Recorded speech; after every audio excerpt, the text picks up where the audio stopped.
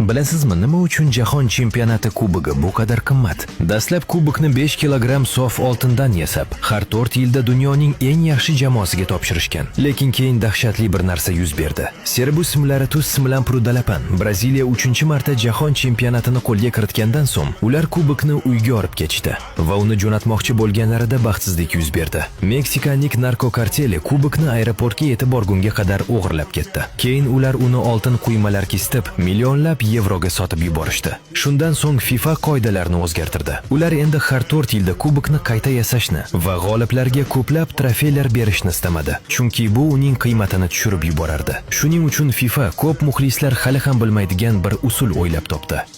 Qachon biror mamlakat Jahon chempionatini qo'lga kiritsa, uning nomi haqiqiy Jahon kubogiga o'yib yoziladi va haqiqiy kubokni esa Shveysariyada maxsus xazinada saqlashadi.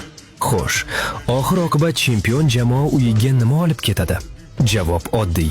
Ular nusxa olib ketadi. Bu nusxa odatda bronza yoki alyuminiy kabi arzonroq materiallardan yasalgan. Ha, to'g'ri, ularga soxta kubokni berishadi.